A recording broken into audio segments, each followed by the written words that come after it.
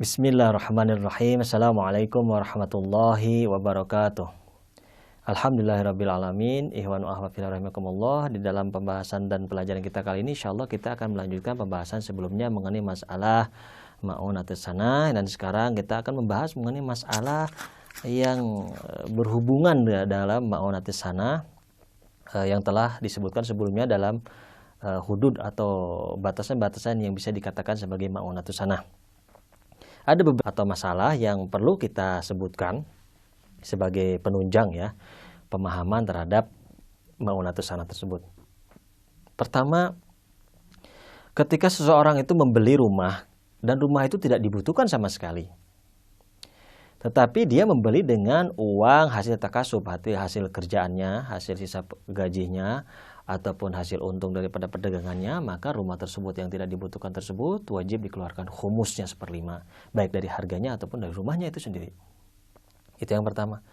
Yang kedua, kecuali kalau misalnya membeli rumah tersebut ya dari misalnya dari uang yang dimana sudah dikhumusi atau sudah dikeluarkan khumusnya, ataupun dari warisan, ataupun dari hadiah, atau daripada hibah, maka walaupun rumah tersebut tidak dibutuhkan, maka tidak dikenakan khumus.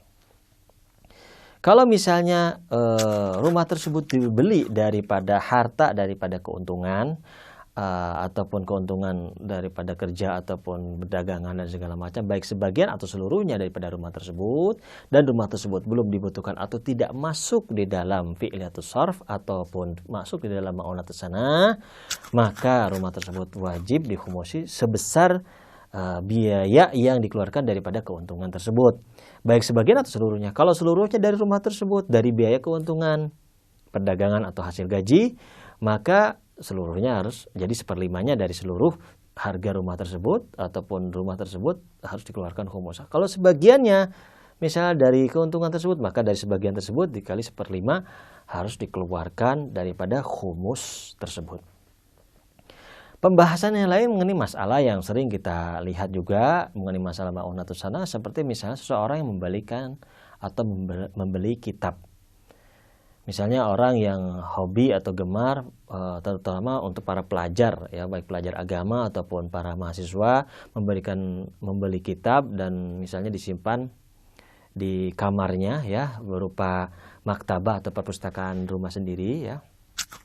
Kalau misalnya uang pembelian daripada kitab tersebut atau buku-buku tersebut adalah dari uang gaji ataupun uang hasil keuntungan ataupun uang yang terkena khumus, lalu dia dibelikan, tetapi bukan bukunya tersebut bukan hajah atau kebutuhan kebutuhan ma'unatus sanahnya bagi dia ya kan, yang kebutuhan yang sangat kebutuhan yang dibutuhkan bagi dia untuk dipelajari tidak dibutuhkan sebenarnya, tapi dia hanya koleksi saja, maka itu dikenakan khumus.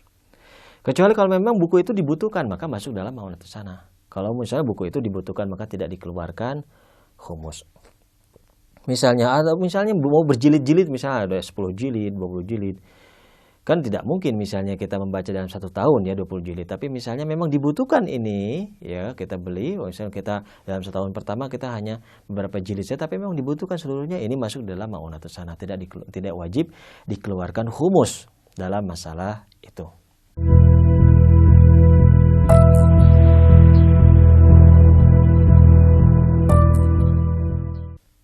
Kecuali kalau tidak dibutuhkan buku tersebut, maka wajib dikeluarkan khumus di tahun selanjutnya, tahun khumus. Adapun ketika misalnya seseorang tersebut membeli buku tersebut dari harta yang sudah dikeluarkan khumusnya, ataupun dari hadiah, ataupun dari hibah, ataupun dari warisan dan segala macam, ataupun dari hibah misalnya dari orang tua kepada anaknya ya, berupa hibah, misal berupa hibah tersebut, maka anaknya memberikan buku walaupun tidak dibutuhkan pada saat itu, maka tidak wajib dikeluarkan khumus. Kenapa? Karena itu dari uangnya yang tidak wajib dikeluarkan khumus. Sekarang ada pembahasan lain. Ketika misalnya seorang memberikan rumah dan rumah tersebut misalnya dihasilkan uang untuk membelikan rumah tersebut dihasilkan dari misalnya hibah, hadiah, warisan ya, maka walaupun rumah tersebut tidak dipakai, rumah tersebut tidak dikenai humus. Dan walaupun dijual rumah tersebut ya, tidak dijual, maka ibaratnya harta daripada penjualan tersebut tidak dikenakan humus dalam masalah ini. Jadi tidak dikenakan humus di dalam masalah ini. Nah, berbeda halnya misalnya kalau misalnya ingin misalnya dalam masalah ini pembelian rumah tersebut dari uang yang dimana uang tersebut bukan daripada hibah ataupun hadiah atau warisan, tapi dari keuntungan kita membelikan rumah, maka rumah itu terkena humus. Dan ketika dijualnya pun, maka uang daripada hasil penjualan tersebut terkena humus di dalam masalah ini. Dan di dalam masalah ini untuk kenaikan harganya bagaimana?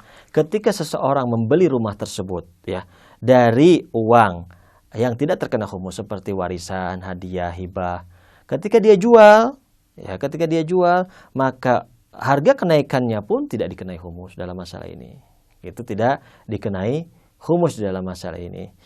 Kecuali kalau dari awal dia berniat ibaratnya membeli rumah tersebut untuk didagangkan atau untuk dijual belikan.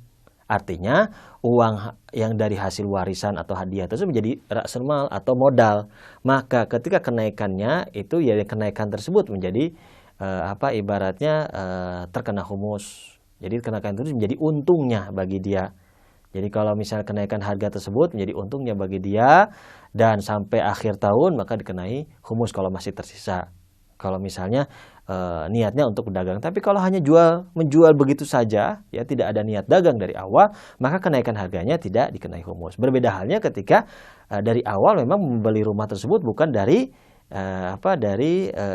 hadiah atau hibah dan segala macam, tapi dari memang uang yang terkena humus, maka wajib dikenai humus, baik kenaikan harganya ataupun asli daripada rumahnya tersebut itu wajib dikenai humus. Sekarang mengenai masalah kendaraan bagaimana? Ada permasalahan. Bagaimana Ustaz kalau misalnya kendaraan misalnya ada dua ya. Kalau kendaraan itu digunakan untuk kebutuhan dirinya yang sesuai dengan sya'niyah, urfinya, secara uruf kebutuhan mobilnya adalah demikian, tidak misalnya orang biasa-biasa mobil yang sangat mewah, itu tidak sesuai dengan urfinya. Jadi harus sesuai dengan urufnya. Gitu kondisinya atau sya'niyahnya di sana. Kalau dibutuhkan untuk kebutuhan dirinya, mobil atau motor segala macam, maka itu walaupun itu ibaratnya uangnya daripada hasil riba atau hasil keuntungan atau gaji hasil sisa untuk membeli uang tersebut ya, membeli mobil tersebut, maka tidak dikenai humus dari dalam masalah ini. Tentunya sebelum kena daripada akhir tahun, misalnya ada gaji atau hasil keuntungan belum sampai pada akhir tahun misalnya, dan uang tersebut misalnya dari gaji atau dari keuntungan dagang dibelikan mobil, tapi untuk kebutuhan dirinya, maka itu tidak terkena humus. Berbeda halnya ketika misalnya mobil tersebut atau kendaraan tersebut digunakan untuk pekerjaan.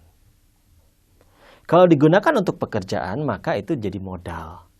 Maka ketika itu diambil daripada atau dibelikan daripada uang hasil daripada keuntungan untuk membelikan kendaraannya untuk dijadikan disewakan atau dijadikan pekerjaan ya, untuk alat-alat pekerjaan, maka itu dikenai humus dalam masalah ini. Jadi kendaraan tersebut dikenai humus. Kenapa? Karena itu untuk modal di dalam masalah ini. Nah, dalam masalah ini mungkin kita akan lanjutkan pembahasan selanjutnya mengenai hal-hal yang keluar daripada ma'unatis sanah. Kita akan sebutkan beberapa hal dalam pelajaran selanjutnya. Wabillahi taufiq wa hidayah. Wassalamualaikum warahmatullahi wabarakatuh.